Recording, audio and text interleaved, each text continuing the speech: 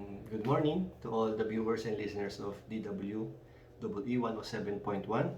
Um, maraming po salamat for this opportunity to be a part of the radio station of PSAU. And siyempre, before anything else, so papakilala po muna ako. So I am Engineer Matthew Mark Capilio.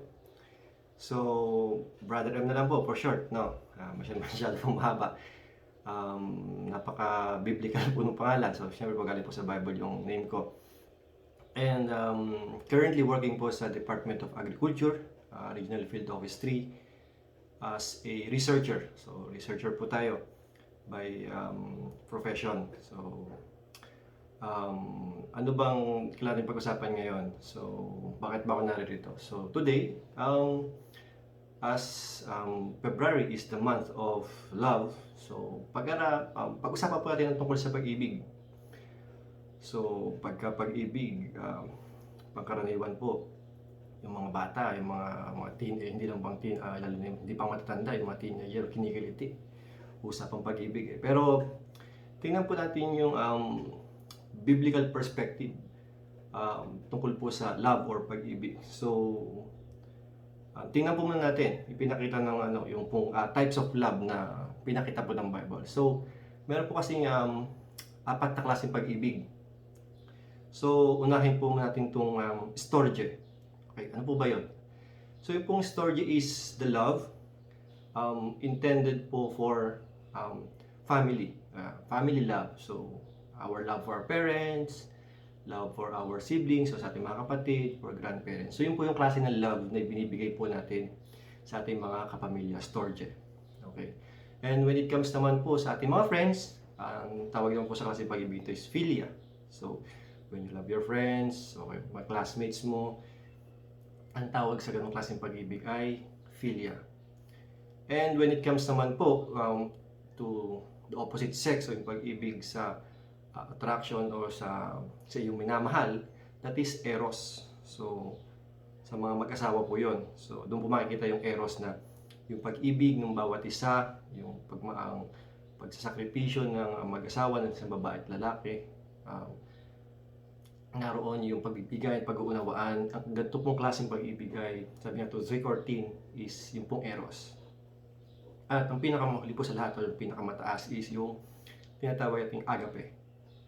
Ito po yung godly love o yung love po ng ating Panginoon sa atin, sa ating lahat. So, saan natin po makikita yan? So, palasak na verse which is John 3:16, di ba po? Ano sabi sa John 3:16? That for God so loved the world that He gave His one and only begotten Son, that whosoever believes in Him shall not perish but have an everlasting life. So, antindi po nung level ng pag-ibig po ng Panginoon sa atin. Sino ba naman tao, halimbawa po sa atin, na magbibigay ng ating anak? Di ba po? Halimbawa, ako may anak ako. Ibibigay ko ba yung sarili kong anak para mamatay, para sa aking kapitbahay? Baka siguro po personally, baka po hindi ko magawa kasi bakit kailangan mamatay ng aking anak para doon sa ibang tao na hindi ko naman kaano-ano. Pero ganun po ang ginawa ng ating Diyos Ama sa langit. Binigay niyo po niya si Jesus Christ para po sa lahat ng tao, para po sa kabayaran ng ating mga kasalanan. Bakit po kaya? Balikan lang po natin yung history according to the Bible. Nag-umpisa po ito, di ba, simula ng creation. So, nung kinreate po kasi si Adan, si Eva. So, naroon po na napaka-perfect. Ang ganda ng relationship. So, si Adan, tsaka si Eva sa Garden of Eden, na kumbaga they have all the privilege, na andun po na kaya nilang gawin ang gusto nilang gawin. Kumbaga wala pa kasi pong rules noon. Ang tanging bilin lamang po is wag kakainin yung bunga ng bibigay kaalaman sa mabuti at masama. Yun lamang po yung tanging parang restriction that time. So kaya nilang gawin, malayang-malaya sila. Pero meron pong naging factor yung pagpasok ng si Satanas, di ba po, nagkatuwang ginaya niyang ahas, naging ahas siya. And then afterwards, tinukso niya si Eva. Si Eva muna tinukso niya. At sinabi niya na hindi naman totoo yung mga, kumbaga, hindi totoo yung sinabi ng Diyos. Hindi naman kasi sila mamamatay, kundi pag kinain kasi nila raw yung bunga, sabi niya kay Eva, ay hindi man talaga totoo mamamatay, kundi magiging parang katulad daw sila ng Diyos. Kasi malalaman na nila yung knowledge between good and evil.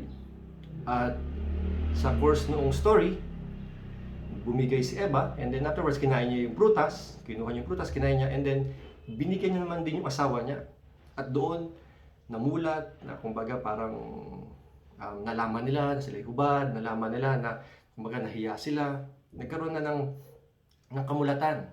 And then, doon pumasok yung kasalanan, yung unang kasalanan. Kumbaga, dahil doon sa kumbaga, hindi pagsunod dun sa utos na huwag kakainin yung bunga, yung prutas na yon, na pinagbabawal ng ating Panginoon. So nahiwalay ngayon ang tao sa ating Panginoon. Totoo sinabi ng ating Panginoon na mamamatay nga sila. Kasi yung unang tinatawag nating spiritual death. Namatay sila spiritually, nahiwalay ang ugnayan ng tao sa ating Panginoon. Kung titignan po natin ang ilustrasyon na to, kung makikita natin sa mga viewers o kaya sa mga listeners po, makinig na po tayo na ang tao, yan, parang may malaking hadlang ngayon between God, ang tao at ang Diyos. So ito yung tinatawag din kasalanan. At sabi nga po dito, walang exempted. Lahat po tayo ay nagkasala at hindi nakaabot sa kaluwalhatian ng Diyos. So man is destined, siyempre, mapupunta sa impyerno kasi nagkaroon na po ng yung eternal ay yung perfect plan sana ni Lord na lahat sana dahil nung wala pang kasalanan is mapunta sa langit. Ngayon, nagkaroon ng malaking gap, which is yun yung kasalanan. So, wala na ngayon tayong choice. Kumbaga, ang tao, hiwalay na sa Diyos. So, ano man yung ginawa ng tao? So, akala ng tao, so para may balik yung relasyon niya sa Diyos, sabi dito, ginawa ng tao, gusto niya raw, so para raw ma-bridge yung gap na yon, so muna gumawa siya ng mabuting gawa. So inisip ng tao, pag gumawa siya ng mabuti, pag gumawa siya ng kawang gawa, labas, hiwalay sa relasyon sa Diyos, pwede niya uli ibalik. Diba? So kumbaga sa own effort niya, okay na, ano ba, tumulong ako sa mahihirap, yan. Magbigay ako ng malaking halaga para sa charity. Hindi po natin sinasabing mali. Pero sinasabi lang po natin, kung ito yung dahilan para mag-restore ng relationship between our God, kumbaga pa, parang naging dating parang suhol. Pero sabi ng, hindi ito yung gusto ng Lord na kumbaga, no way para maibalik yung ating relationship sa Kanya. Diba? Kumbaga parang sa mga ganun po yan, sa mga boyfriend or girlfriend o sa mag-asawa, para may balik mo yung relationship mo. So parang they are offering gifts, di ba? Kumbaga nagpapalakas, nagpapalapad ng papel, which is hindi naman yun yung gusto ng ating Panginoon. So magpapakabuti rin daw, magpapakabait. Yan, ito po yung isang pangkaraniwan na hindi man ako kriminal, hindi man ako nakulong, hindi ako convicted, o kaya man hindi ako tulad ng ibang tao na magnanakaw, o kaya naman mamamatay tao, hindi naman ako nakikiapid. Kumbaga, simpleng tao lang ako. Sa mga estudyante man, sila yung mga batang, kumbaga, dito lang tayo dito lang ako, okay lang ako, hindi ako yung bully sa school. Diba? Ako yung best in GMRC. GMRC pa po kasi ng mga panahon namin, so medyo matanda na, no? Good moral and right conduct. So sila yung mga mababait. So pagka mabait, pwede na. May babalik na raw yung ating relationship sa ating Panginoon. Pero makita natin, kulang pa rin. Next is education. So yung iba nagpapakadalubhasa. So pagka raw po nakakuha na ng mataas na antas, akala po natin, akala nila, pagka nakakuha po ng mataas na antas ng edukasyon, ay makakaabot ka, may babalik yung relasyon mo sa ating Panginoon. Paano naman po hindi nakapag-aral? Di ba po? Paano po yung kinulang ng pagkakataon para makapag-aral? Ibig sabihin po ba, hindi may babalik yung kanilang relasyon sa ating Panginoon? Or paano po halimbawa, nagpupursu tayo, hindi tayo makaabot nga sa halimbawa sa whether doctorate o kaya masteral. So, kumbaga, nagpipilit ang tao na into his own standards na yung pamantayan is maibalik o yung kanyang pamantayan is maitapat sa ating Panginoon, pero wala po talaga eh. We fall short of the glory of the Lord. And then, religion. So sabi po sa Bible, wala naman po talagang relihiyon na makakapagligtas sa atin. Because there is only one name written in heaven for us to be saved. Wala pong relihiyon na makakapagdala sa atin talaga sa langit. Ang relihiyon po is simply, ito yung maging basis natin or foundation natin para po dun sa ating moral and spiritual conduct or yung grounding po natin. Kumbaga, sa paglagong spiritual, pagiging yung maayos natin, yung how we conduct ourselves sa labas. Kumbaga po, dito din i-develop. Kumbaga may saligan tayo. Pero kung mismong relihiyon ang magiging daan para mapabalik ang ating relasyon sa ating Panginoon, hindi rin po. Kumbaga, kapos pa rin, kulang pa rin. Kasi paano naman yung ibang religion, di ba? Kumbaga, sobrang dami po religion sa mundo. So, parang selected few na lamang po ba ang makakarating o makakasama ng Panginoon sa langit. So, lahat po yan ay kulang. So, kumbaga, babagsak pa rin po tayo doon sa lawa ng apoy po sa impyerno. At nandoon po naman sa habi nga dito sa Hebreo 9:27, lahat po tayo ay huhukuman. May judgment po talaga. Tayo po ay, though God is a God of love, pero ganun pa rin naman po si God is nag-execute ng kanyang justice. So, doon sa mga hindi makakasama, hindi makakaabot o hindi makakasama sa kanyang pamilya, nandun po talaga yung hindi maniniwala, may judgment na po kaagad. Pero yun nga po, balik tayo, may good news, diba? May magandang balita. Ito yung laging sa kaguluhan ngayon, di ba po, simula ng pagpasok ng 2020, hindi naging maganda yung takbo simula pag putok ng Bulkan Taal. Maraming nangyari, may mga namatay na mga influential na personalities hanggang sa pumasok ng COVID, and until now we are in the state ng pandemic na we are restricted, diba? Pero sa mga ganitong klaseng platforms, we can still reach out. At ganun din,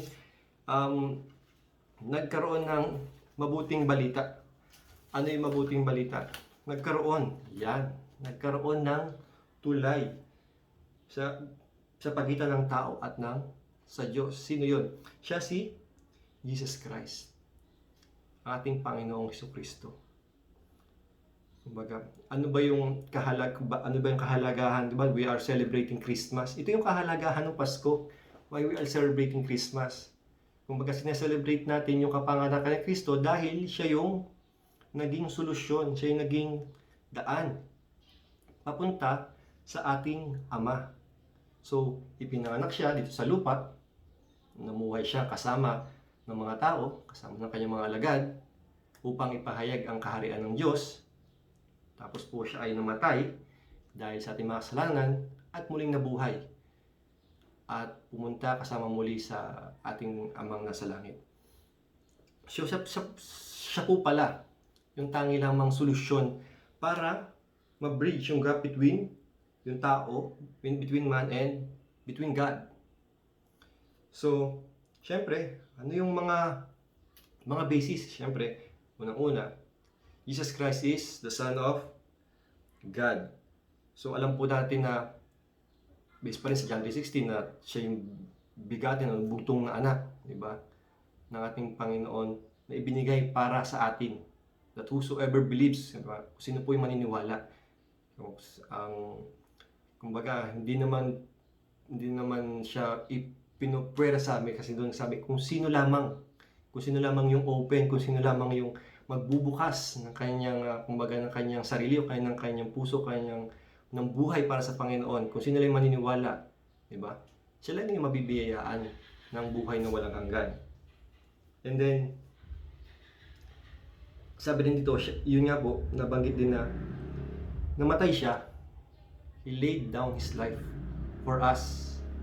Sabi nga, ulitin ko po yung tanong, sino po ba ang tao na magbibigay ng kanyang buhay para sa pagkakamali, para sa kasalanan ng iba? Diba? Si Jesus Christ po lamang. For all humanity. Hindi lang po para sa isang tao, not for a single person, hindi po para lamang po sa mayaman, hindi po para sa mga sikat, hindi rin po para sa mahihirap at mga api, hindi po para sa mga middle class earners, hindi lang po para sa mga estudyante, hindi po para sa mga magulang, kundi sa lahat po ng tao. Whether anong estado po natin sa buhay, ano pong edad natin, anong lahi, anong kulay, ano ang naabot o narating sa buhay. Kasi po pagdating pa rin po ng panahon na tayo mamatay, isa lang po yun eh. Wala tayong mabibit-bit kahit ano. Wala tayong, kumbaga, ano man yung ipundar natin dito sa lupa. Once po tayo namatay, hindi naman po natin mabibit-bit sa langit. Gano'n man karami, gano'n man tayo kayaman, gano'n man ang ipagsikap natin dito sa mundo.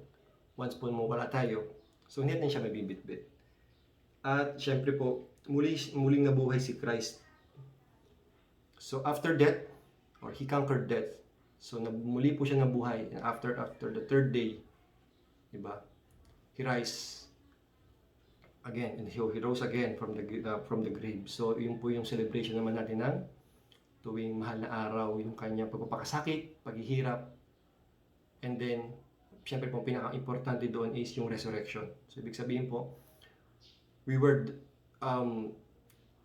namatay tayong kasama ni Kristo at bubuhayin din naman po tayong kasama niya.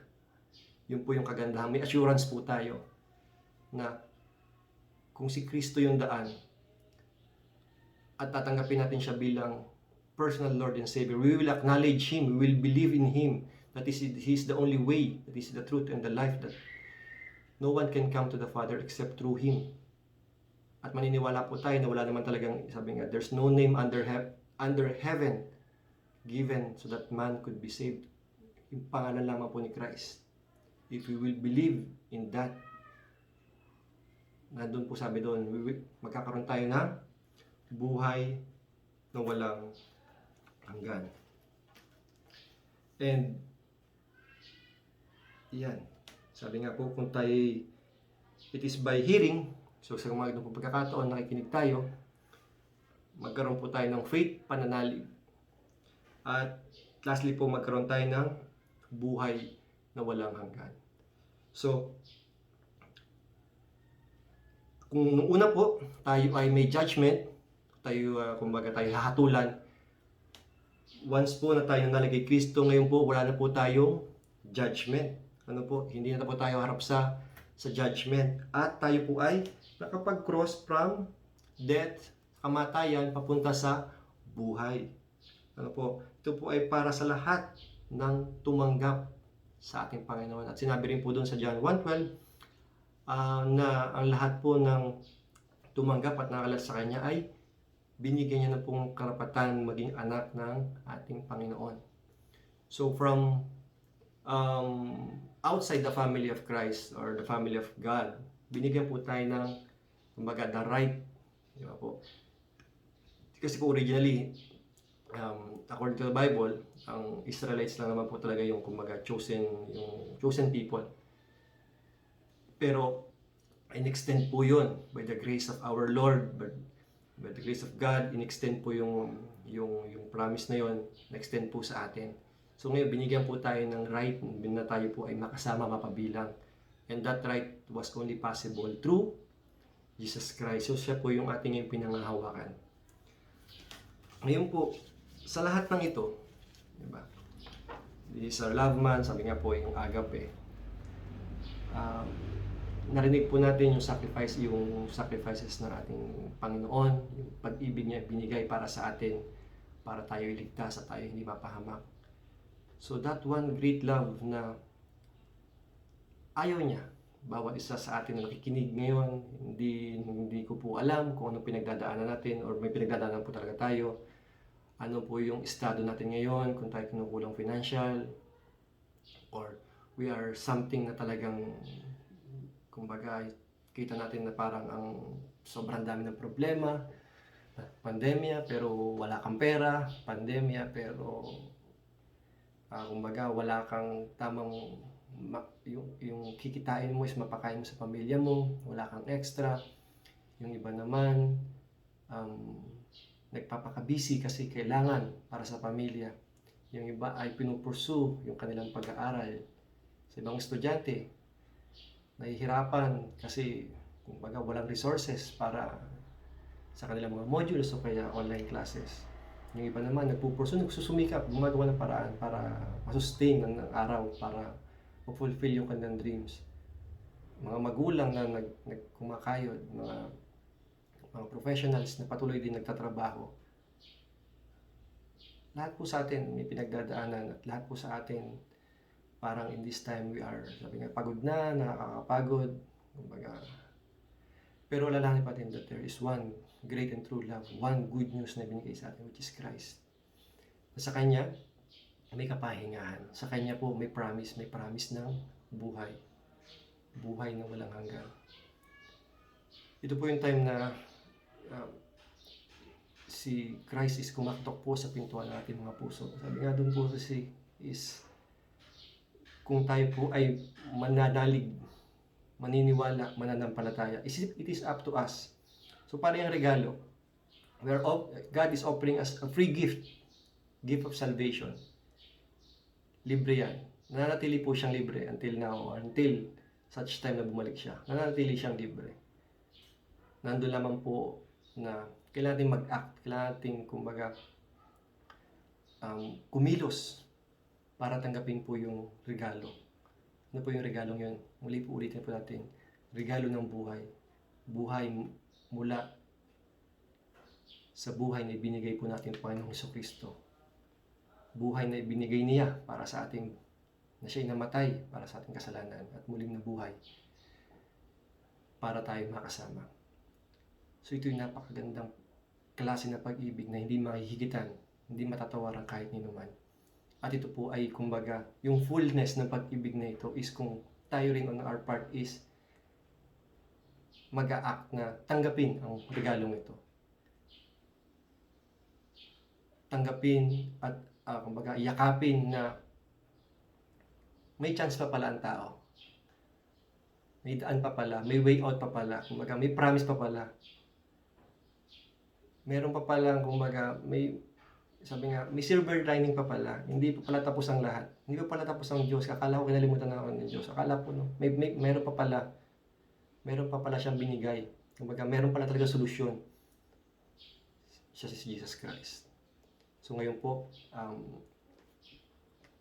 inayahan po tayo manalangin. Pwede po kayong sumabay sa akin sa panalangin. At kumbaga, i-internalize po natin na napakabuti po ng ating Diyos. Hindi naman po agad natin makita o hindi naman, kumbaga, hindi natin ma-appreciate kasi sa dami ng nagiging problema. Pero alam po natin na panandalian lang naman ang saglit lang ang buhay. Maaring buhay ka ngayon, maaring mamaya o hindi na. Maaring akala natin meron pa tayong 5 years, 10 years. Yung iba kasi mag-aasawa pa ako, okay, mag-aaral pa ako. Pero hindi po natin alam, baka mamaya lang. Wag naman po sana, no? Pero paano po kung kunin tayo ng ating Panginoon? Para saan yung pinag-aralan mo? Para saan yung pinaghirapan mo? Para saan yung yung titulo? Diba? Para sa lahat ng mga bagay nito, kung sa bandang huli sa isang iglap, bigla kang kunin ng ating Panginoon. At pagkatapos yung mga maiwan mo, hindi mo alam kung paano ngayon kasi hindi ka handa. Hindi ka handa sa kamatayan. Hindi ka handa sa nangyari. Kumbaga parang wala, parang biglaan lang. So lahat ng family members mo shock. O hindi makapag-react agad. So ito po yung time na maging sigurado po tayo. God has offered the solution, His Son, Jesus Christ. Na naman po mangyari sa atin. whatever we have in life, maging assured po tayo na in this lifetime, ngayong oras na ito, makapag-decide tayo na ang buhay kong ito ibibigay ko sa Panginoon, at si Lord, si Jesus Christ, ang aking magiging, hindi lang tagapagligtas, kundi magiging Panginoon ng aking buhay. Siya na yung magiging priority ko ngayon. Siya na yung mangunguna sa akin. Diba? Siya na yung magiging kasagutan sa lahat. Not necessary blessings ka agad yan, pero kumbaga, naririyan na siya yung magiging, kumbaga, kaakibat natin. Siya yung naging solusyon na tayo ay nag-cross from kamatayan, nagkaroon po ng buhay na walang hanggan. Isang napakagandang balita na meron tayong pag-asa in the near future na makakasama natin siya. Tayo po'y manalangin. Panginoong Diyos, aming Amang nasa langit, maraming pong salamat sa pagkakataong ito na binigay niyo sa amin. Patuloy na kami po ay nagpapasalamat sa pagkakataong at opportunity na ito na makapagbahagi niyo ng inyong salita sa lahat po ng naabot na aking tinig, sa lahat po na nakikinig o makakapanood. Patuloy nga po Panginoon na touch their hearts nga po Panginoon God, and their lives nga po Panginoon God. Narinig po nila Panginoon that you have given your Son Jesus Christ as the ultimate solution nga po Panginoon God, as the answer nga po Panginoon God,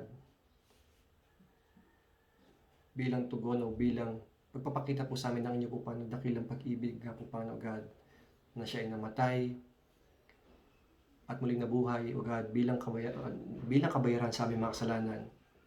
Inaamin po Panginoon namin na kami nga po Panginoon ay nagkasala Panginoon God, whether maliit, whether malaki nga po Panginoon God, kami po ay nakagawa ng mali, hayag man po Panginoon, nakikita po ng ibang tao, kung ito man po pa yung sinasadya o hindi sinasadya, o kahit hanggang ngayon po Panginoon, may kinikim kaming mga kasalanan, may kinikim kaming galit, puot, meron po Panginoon kaming mga nakagawa, mga nagawa ng mga bagay na pumipigil sa amin upang kami makalaya, mga kasalanan nga po Panginoon o God na pumipigil sa amin upang kami ay makamove on, pumipigil sa amin upang kami maging maligaya, mga kasalanan na nagpapahirap sa amin, Panginoon God.